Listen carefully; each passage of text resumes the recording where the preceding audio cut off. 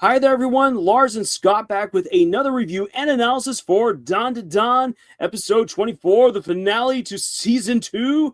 And in this episode, we get to see what happens when a golden Buddha man fights against a 20% different Godzilla. Shenanigans ensue. Man, we also get to see Ida completely blown up this episode. It's a good time. Oh, poor Ira. Poor Ida. She gets the brunt of everything, honestly. Yeah, you're saying earlier that the show just craps on her, and this time she literally is in the crapper and everything goes down. No, she was in the entryway when was when she? it I happened. thought she was But still in the she was bathroom. she was still in the house. Like you see her right behind Momo when Momo sees what's going on with Okarun at the end of the episode. But let's get into what we're talking about first. All right. So this episode, like with so many others, picks up right where we left off because of that cliffhanger in the action. The Buddha Gundam thing that was created, the horrible amalgamation of Kinta's thoughts and Momo's thoughts brought together, finally begins working at least somewhat, but not before the kaiju catches on up to them and begins attacking. The whole Team Voltron setup is quickly upset when Evil Eye and Okarun get ejected from the robots, which kind of sucks for them. But we do get a really cool moment where Evil Eye takes on the kaiju, at least just for a moment. And we get confirmation that the Evil Eye is powerful enough to deal with these creatures. So you might want to rethink that contract. But again, that contract is really nice to have because it's what's preventing this guy from wiping out humanity. So the girls in Kinta are very much then left to their own devices. Kinta finally is able to get his head on straight, pull together all of his knowledge about how these robots are supposed to work and how he wants them to work. He really is able to tap into the whole aspect of using your imagination to make these nanites work to your advantage. And it works out suddenly really well as he transforms the robot into this more Gurren Lagann-esque golden athletic Buddha guy and starts going to town on the kaiju and even pummels the kaiju all the way from the farmland into the middle of the city and would have murdered tens of thousands of people if it wasn't for the Zero Zone basically protecting everyone. So we get this awesome rumble in the middle of the city, and Kinta's doing a really good job, though Momo and Ira are absolutely suffering because he is just going all out, spinning around. We're getting the full G-forces, and we learned that he's been training his body with all of the most violent rides possible in order to one day pilot his very own robot. Huzzah! We also, of course, get a flashback that makes him way more sympathetic by actually showing how he was bullied as a kid. And it's great to see that it didn't totally break him because he still loves robots. And so he gets his moment. But much like with Okarun and Momo and even Ira fighting against monsters and the likes, just because they have amazing powers, that doesn't mean that they immediately have the skill. And Kinta has got all the knowledge, but no skill. And so the kaiju is able to pull a fast one on him, go invisible, and then land some really good blows that make the airbags come out and pin Kinta in place. And he's about to get defeated. The entire robot takes a real pummeling from the kaiju, and he has to get saved by Ira and Momo. Ira wraps the kaiju up in her hair. Momo uses her powers to, again, hold Gurren Lagann-esque spiral spin this thing all the way on up, and then she brings the kaiju crashing down, knocks it out, deflates it, and then the Zero Zone vanishes, revealing the aftermath of the fight to everyone. Tens of thousands of people can now see this robot out in the open. So they quickly transform it into a UFO, fly away, abandoning Okarun and Evil Eye in the city. Evil Eye is running amok. Okarun goes and buys a hot bean bun and manages to coax Evil Eye down to eat it. And because it's so hot, it immediately transforms him back into regular Gigi. They grab the kaiju and have to literally outrun a whole stampede of alien and kaiju fanatics. They manage to outrun them, get them back to Momo's house, which has been rebuilt, but looks really ridiculous because now 3 different imaginations have merged. We now still have the UFO sticking out of the house, and the girls are just absolutely sick from just being thrown around. They had to go and barf their guts and lives out. Quinta comes out completely forgetting the fact that the girls were the ones who rescued him. And he's like, yes, you won this battle because of me. Me, I'm the hero. And now I shall join your group to save the world from monsters. At this time, Okarun realizes that there's something in the kaiju and discovers a zipper. And unzipping the kaiju reveals this girl, this alien girl, who then proceeds to kiss him right as Momo comes out of the house. And Momo, holding onto one of the nanite cubes, squeezes it, and we then get this beautiful mirrored image of, yet again, another UFO getting blown up as Momo has an intense romantic revelation. And that is how season 2 ends. Such a fun episode. I really enjoyed this episode. Oh boy, just epic fight all the way through, and it's the epitome of a classic mech anime like beginning battle, because like you almost always have this like inexperienced protagonist fighting against this like hopeless odds, and they're having to figure things out as they go, and they get better and better as they go, but like still rough battle, and like the mech gets blown to bits. Like it isn't until Momo and Ida kind of recover that they're even able to do anything. So just really fun battle, and it pulls so many fun things from different like cultural icons. I know Pacific Rim is in there. Who knows what else was in there? Yeah, we also know that there's heavy allusions to Gurren Lagann. We definitely get some Gundam, and there's probably also some Ultraman. I don't think we had any Darling in the Franxx happening. No one was in it. No girls were in compromised positions while the boy was piloting the robot. Yeah. That scene at the end, like finding the girl in the kaiju, it gives me flashbacks to older anime though. For some reason, something this cliche happening doesn't surprise me. Yeah, it feels a little bit. It finally clicked. It feels a little bit like Outlaw Star. I can see that. Or like what? Firefly did it. Elemental Gelade. I don't know. There's so many different ones you could probably pull out, and it just goes back to like all of these weird like exotic girlfriend based anime that like for some reason the early 2000s was really well known for. Yeah. Oh man.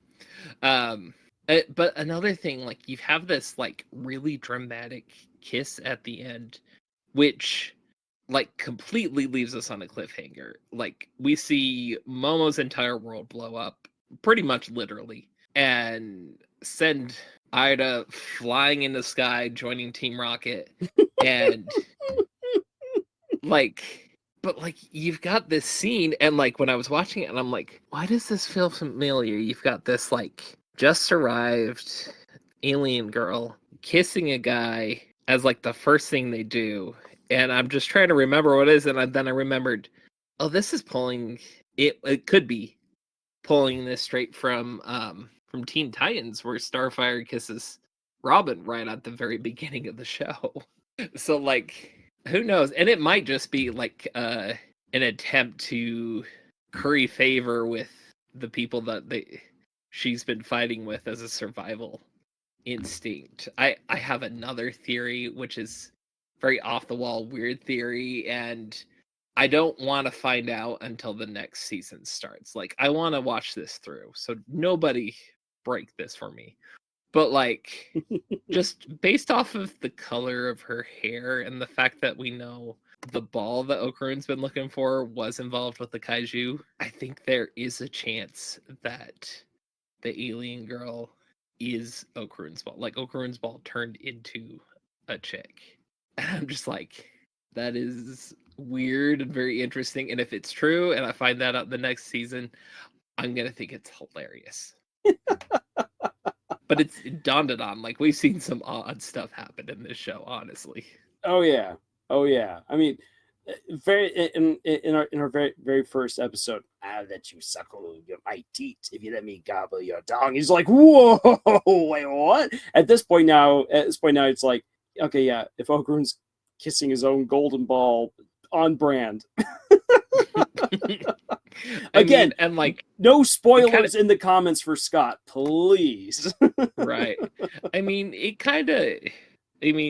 when you hear like Turbo Granny say that, but like, that it's the voice actor for Luffy, it kind of messes with your head a little bit.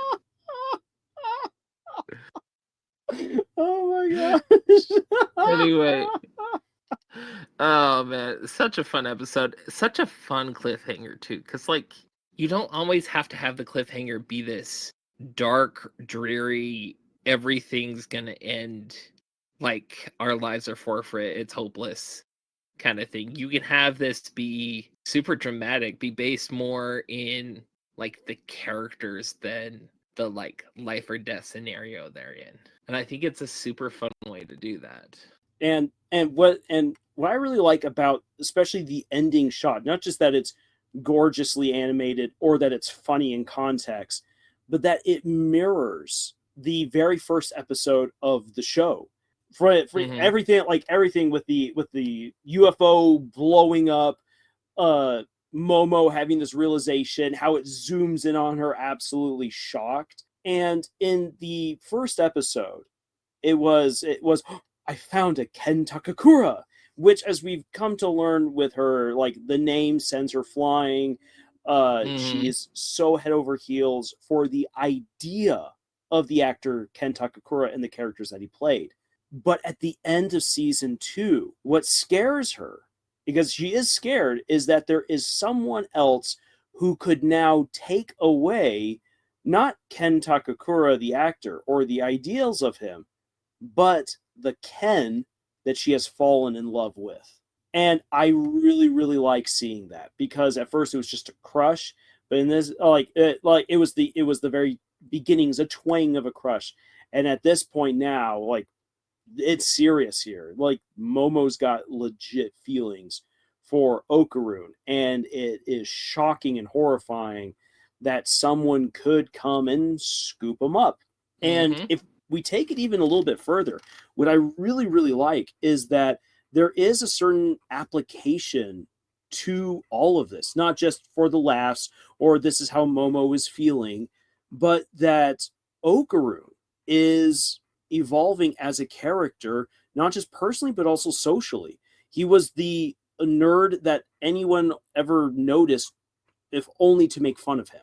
But now, now he is becoming popular. He's become athletic. He was keeping up with Gigi while they were running, and he wasn't using Turbo Granny's powers. So Okarun is evolving into a popular guy, which means that other people are going to come after him.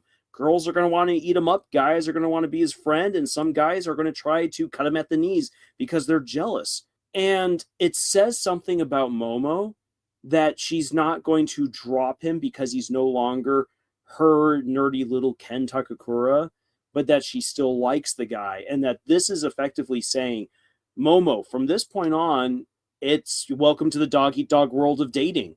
Your guy is popular, and other people are going to come for him.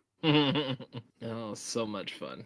So much fun. I've really enjoyed this season. I've enjoyed the entire season so far, and I'm really excited to see the next season come around. Oh yeah, it's going to be good. There's one thing that should be pointed out with the latest 3 episodes of the show, is that it's priming us not to give anything away for season 3, but it's priming us for the scope and scale of the next season, because we will be entering Dandadan's largest arc and arguably its darkest arc thus far.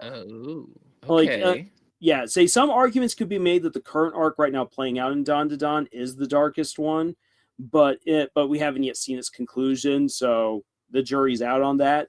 but the arc that will probably dominate all of season 3 is insanely big. It's insanely dark. It's the kind of thing that in an anime crossover, people would be calling up Goku or Saitama to help sort things out. And in order for that all to make sense, you need this exaggerated kaiju battle. Because again, it is setting us up for, it is priming us, it is getting us acclimated to what the next arc will all be about. Okay. Well, I'm excited to see that happen. I'm going to have to be good and not read ahead in the manga because I'm kind of tempted. Oh, yeah. Oh, it's absolutely tempting. Because it's such a good manga.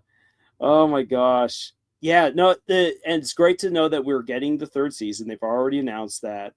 And I've been seeing people online be upset because it might take a while for the next season to come out, which I'm actually totally fine with.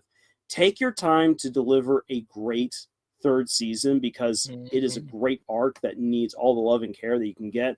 And Science Star has already done a great job, and I'm expecting them to also do a great job with Sonda.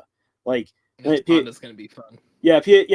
Like people, I saw this today online. People are all like, "Well, they're going to be busy with Sonda," and I'm like, "Do not be upset with that because Sonda is going to be great."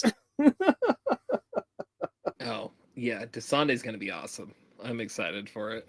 Yeah, and if you guys want to know why we're excited for Sonda, then make sure that you've subscribed and then you click the bell icon to receive a notification for when we release our fall anime preview, because Sonda is in the lineup, and it is. Yeah.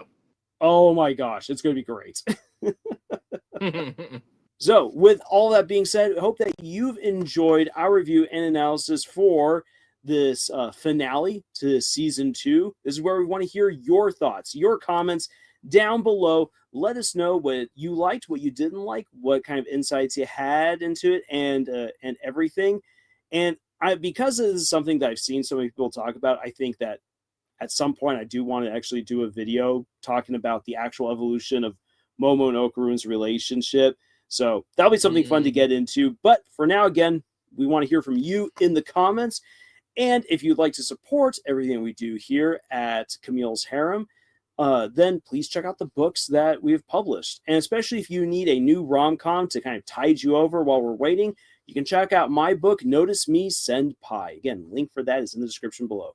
Otherwise, thank you so much for joining us on this incredible, insane adventure that we call writing. And until the next video, y'all, Juice. Okini. It's an ultra very, very dreadnought class carnivorous alien